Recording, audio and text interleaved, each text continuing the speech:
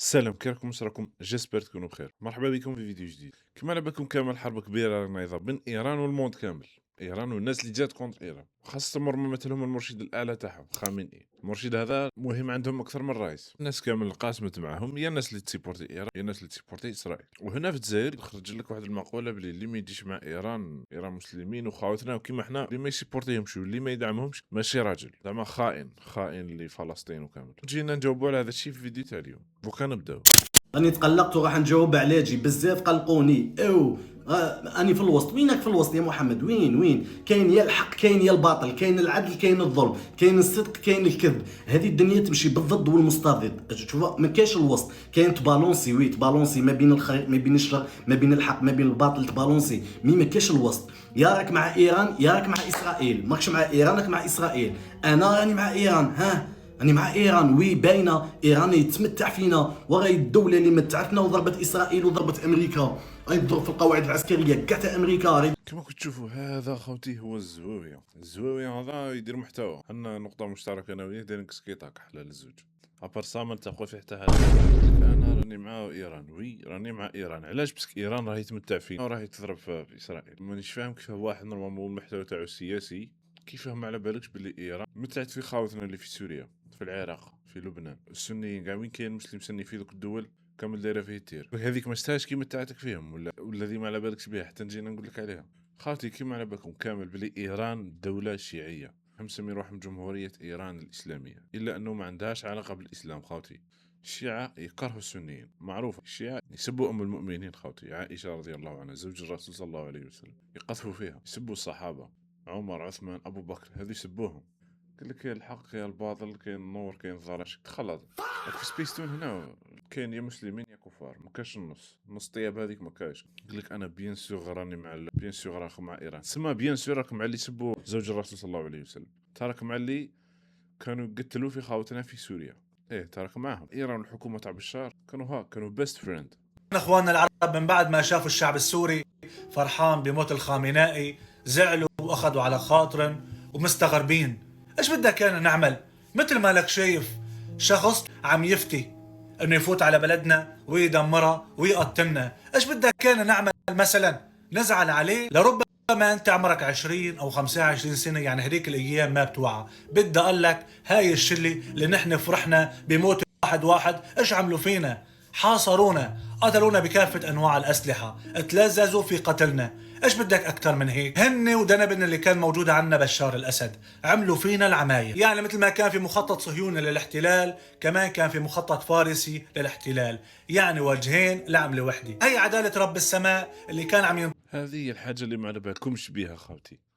ايران واسرائيل ما يتفاهموش، ماشي ما يتفاهموش على جال فلسطين، لا خوتي، ايران ما رنكهاش في فلسطين تحت شعارات ولكن ايران واسرائيل للزوج عندهم اطماع توسعيه. للزوج يقول لك باللي ايران ماشي ذيك الارض تاعها في الصح. امبراطوريه ايران يقول لك كبيره، عندنا ارض في سوريا في العراق في لبنان كامل نتوسعوا، نورمالمون هذو كامل الارض تاعنا. كيف اسرائيل ثاني تقول لك جمهوريه اسرائيل العظمى ولا الكبرى، حاجه كيما هاك. على جال هذه تسيبهم يعطاكم من ويعطاكم من الغد. وثاني تسيب اسرائيل كان طامعه في مصر واحد الوقت، كانت كاينه حرب بين اسرائيل ومصر، بغات تزيد توسع منها. المهم قالها نتنياهو في شي من الخطاب مقبل، قال باللي نورمالمون الجمهوريه تاعنا تكون اكبر من هكاك، وعندنا بلايص في افريقيا لازم نسترجعوهم. يعني شو راهم غير مديبانين داك المورسو تاع الارض اللي عايشين فيه، مازال يحوسوا لقدام. على جالي هذا يحوس يطيح في هذا باش يطير له هذوك البلايص باش يديهم هو. وثاني بيسك الشيعة منتشرة في هذه الدول كامل، في العراق في لبنان في مصر، خاصة في سوريا. والنظام أصلا اللي كان حاكم نظام شيعي ماشي سني تاع بشار الأسد. دونك على جال هذه إيران ما تتفاهمش مع إسرائيل، ما رنكهاش في العرب ولا في سوريا، هما كانوا يقتلوا في السنيين تماك. أبرياء، سلخ وتعذيب وتقطيع وتعذيب لم نرى مثله في التاريخ البشري. هل تظنون أن مفرقعات إيران على الصهاينة ستمحو جرائم إيران الفظيعة؟ ستبقى إيران مجرمة ولو دعمت فلسطين. هل يشك إنسان عنده ذرة رحمة وشفقة في إجرام الداعم الأكبر لأبشع جزار عرفه التاريخ البشري وهو بشار؟ والله أنا كلما نسيت جرائم بشار وأعوانه المدعومين من إيران أعود لأشاهد المقاطع الفظيعة في حرق وسلخ وتقطيع أجساد الأبرياء وهم أحياء، ويأمرونهم بأن يكفروا بالله ويسبوا الله ويقولوا ربي بشار. أشاهدها كي لا أنسى، لأن نسيان دمائهم يعد خيانة. تريد أن تعرف من هو طائفي؟ الطائفي المتعصب التكفيري هو الذي يكفر معظم الصحابة ويكفر معظم المسلمين اليوم وبالأمس لأنهم يعتبرون خلافة أبي بكر وعمر وعثمان رضي الله عن الجميع. تريد أن تعرف من هو الطائفي؟ الطائفي هو الذي لم يجد في العراق من يدعمه ليحقق العدالة للعراقيين إلا ابن طائفته. أحرى بعد يشوف يعرف أني قبلته، يلا امشي يا نبويا نروح لو بعد الزمان. كيفكم تشوفوا خوتي، علي خامنئي المرشد الاعلى في ايران اللي مات، كان حمقى يقول لك رحمه الله، يدعوا له بالرحمه ويترحموا عليه. بغيت نهضر في ذا السوجي باش كان يبان لي شغل بديهي بزاف كيما بديهيات اقليدس، ولكن ستبان لي بزاف ناس يركبوا في الموجه وصاي. يجي داك ايراني نص ايران نصها حزنوا عليه ونصها واحد اخر فرحوا كي مات. اون جينيرال الناس اللي تقول لك باللي تحيا ايران ورحم الله علي خامنئي اسد الاخر يتاثروا بالعاطفه، ما على بالهمش ولا ما يحسوش، ولا اطفال صغار شغل. خلاني هذا كبير شغل، نورمالمون انت تحسي الاحداث اللي كانوا يصراو بكري، سما ماكش مغفل لديك الدرجه قال ما يعرفش ولا قال خاطيه. ايران شي كانت تدير في المعتقلين السنيين في العراق. فليسمع العالم أيها الدنيا، أصيخي واشهدي بأننا يقع علينا ظلم ما لا يقع حتى على الأحجار والأشجار. نحن نتفجر، هذه السجون أكثر في 10,000 شخص سني من أهل السنة يتم إعدامهم بدون تهم فقط لأنهم من السنة. وين؟ في العراق خاوتي. اللي يحصي صدام حسين خاوتي، صدام حسين شكون اللي يحصو؟ قاعد تشهدوا وتقولوا صدام حسين كان شيكورو كامل.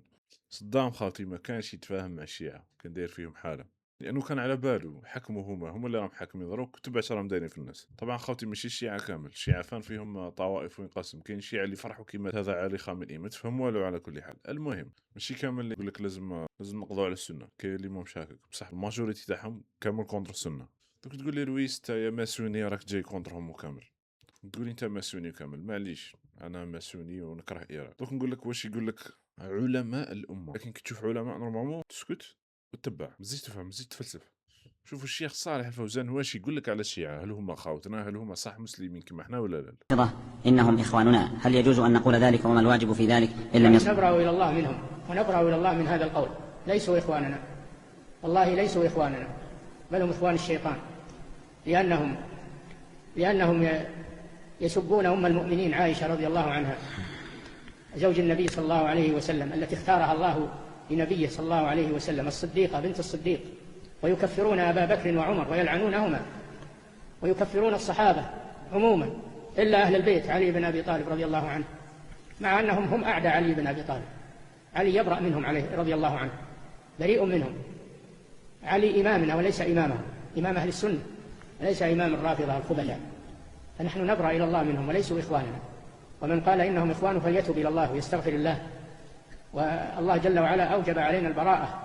كاين ناس حمقى واحد اخرين كيشوفك تهضر هكا ولا يقول لك سما انت ماكش باغي على اسرائيل كلام يتيروا فيها. لا لا لا لا بالعكس، انني فرحان هذا الشيء، انا صافي غوند بليزير كراي شاري الحرب هكا الصواريخ يقصوا في اسرائيل وكاع ستان متعه ستان فرجه. ولكن باش نترحم لك على واحد شيعي يسب الصحابه ويسب امهات المؤمنين ويامن باللي علي هو اله وباللي علي هو رب من الارباب ويحيي ويميت، هم يقول لك باللي علي يوم القيامه رب من الارباب، استغفر الله يا ربي، ويحيي الناس ويحيي ويقيم. يا علي، علي شق الصخر، علي نور الفجر، علي بديع الزمان، علي رفيع الشان، علي كثير العجائب، علي رب المشارق والمغارب، علي محيي العظام والجماجم، علي منزل الكتب، علي مفرغ السحاب، علي رد الشمس، علي قابض كل نفيس. يتخايلوا مهم يتخايلوا بزاف. انا ماني مع هذو، ماني مع اسرائيل اللي يتخايلوا ثاني يقول لك باللي احنا جنس مقدس. انا مسلم سني موحد، اوكي، انا اللي غيظوني هما السنه الموحدين اللي كيما احنا اللي يموتوا، هذوك اللي غيظوني برك. ما واحد شيعي يقول باللي هو مسلم يتخايل باللي هو مسلم ما دخلني فيه. يبكوا على الحسين وهما اللي قتلوا الحسين، الامام الحسين. انا شو يتخايلوا بزاف خوتي. من قال الحسين تكون عندك تيليكوموند كيما هكا تقول يا حسين، تولي لك ايفون 18 برو ماكس ماغري مازال ما خرج، صح يولي لك 18 برو ماكس. هي علميا وفيزيائيا مستحيله، بصح اذا كنت شيعي وقلت يا حسين يولي لك 18 ولا 19 14 برو ماكس. بتفهم ابي بري كيف يخمو.